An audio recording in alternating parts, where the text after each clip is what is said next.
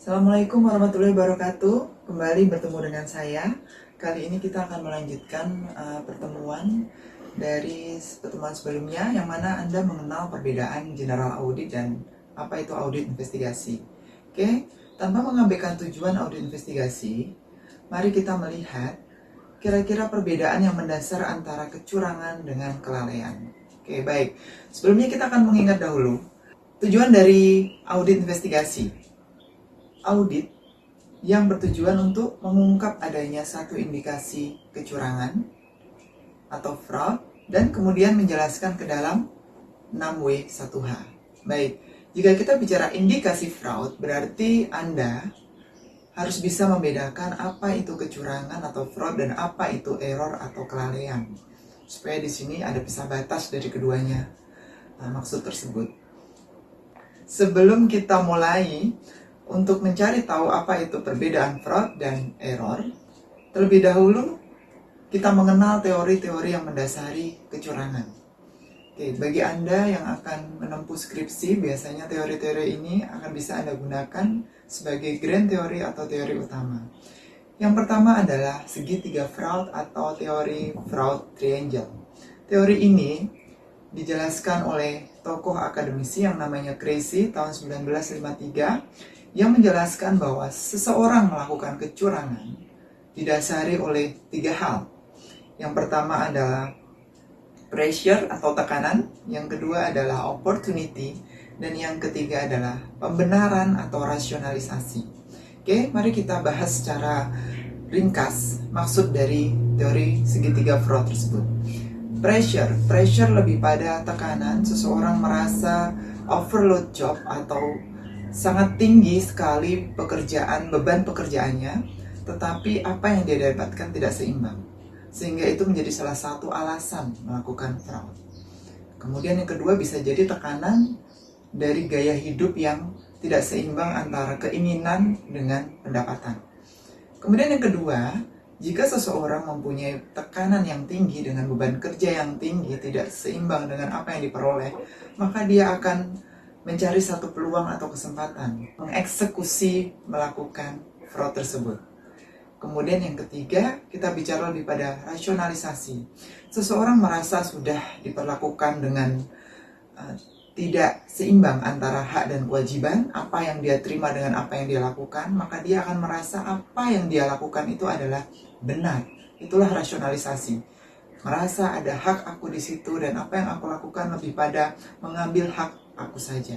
Nah, teori ini berkembang oleh Jack Bologna dengan penambahan satu unsur disebut teori Diamond. Nah, teori Diamond ini menambahkan satu unsur yaitu capable. Seseorang melakukan kecurangan didasarkan 4 unsur. Yang pertama adalah tekanan, pressure, opportunity, kesempatan, rasionalisasi atau pembenaran, dan yang terakhir adalah capable, pasti punya kemampuan. Nah, kemampuan di sini adalah seseorang itu berani untuk mengambil langkah, aku harus melakukan ini sesuai hak aku. Nah, itulah capable. Nah, berkembang selanjutnya adalah David Wolfe yang menjelaskan bahwa seseorang melakukan fraud didasari oleh 4 unsur. Sering disebut teori GON. GON itu singkatan dari masing-masing unsur tersebut. Yang pertama adalah greed, karena punya sifat serakah. Pada dasarnya karakter manusia ini adalah tidak pernah puas dengan apa yang dia punya. Itulah greed. Yang kedua adalah opportunity. Saat seseorang itu merasa tidak puas dengan apa yang dia dapatkan dalam sisi negatif, maka dia akan mencari peluang untuk melakukan apa yang sudah dia rencanakan. Dalam hal ini adalah kecurangan. Kemudian need. Seseorang melakukan ini mencari kesempatan karena ada satu kebutuhan yang sebenarnya itu bukan suatu kebutuhan tetapi keinginan. Nah, ini teman-teman harus tahu apa itu kebutuhan dan apa itu keinginan, dan apakah kita harus membelanjakan suatu pengeluaran untuk kebutuhan atau keinginan. Nah, silahkan Anda memilih.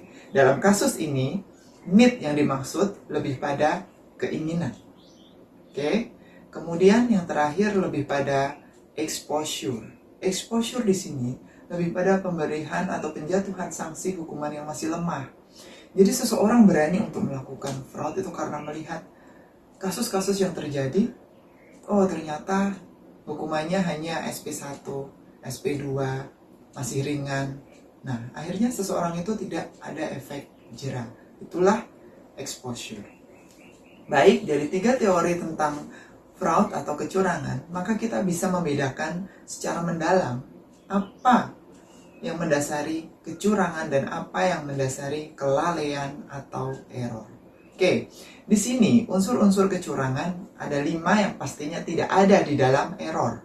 Yang pertama, orang melakukan fraud karena punya motif atau alasan sehingga dia berniat untuk melakukan kecurangan. Yang pertama, motif, alasan, dan niat itu menjadi satu. Kemudian yang kedua, dengan adanya motif dan niat tersebut, maka seorang itu akan melakukan tindakan dengan sengaja. Oke, tindakan dengan sengaja ngapain? Yang ketiga, tindakan dengan sengaja melanggar suatu aturan, prosedur, kebijakan. Nah, ini unsur yang ketiga, melanggar aturan. Yang keempat, melanggar aturan ini tentunya supaya tidak terlihat, maka harus ada yang dikonversi atau ada yang disembunyikan. Nah, yang keempat ini adalah penyembunyian fakta. Oke? Nah, yang kelima, yang dia lakukan ini untuk apa? Tentunya ada tujuannya. Yang kelima adalah untuk suatu kepentingan, baik itu pribadi maupun kelompoknya. Nah, kelima unsur yang saya jelaskan ini tentunya tidak ada dalam kelalaian. Seseorang yang melakukan kelalaian tidak pernah paham bahwa dia melakukan kelalaian, makanya tidak ada niat di situ ataupun motif. Seseorang yang melakukan kelalaian pasti tidak sengaja, bahkan dia mungkin tidak paham akan adanya aturan ataupun berpikir untuk menyembunyikan suatu fakta untuk kepentingan siapapun, tidak ada di dalam kelalaian. Oke, baik teman-teman. Garis besar dari audit investigasi adalah menganalisa fraud, membuktikan bahwa memang fraud itu ada, dan bagaimana nanti pelimpahan kepada penegak hukum. Itulah yang namanya audit investigasi. Oke teman-teman, sekian apa yang sudah saya sampaikan, semoga bisa Anda pelajari dengan baik.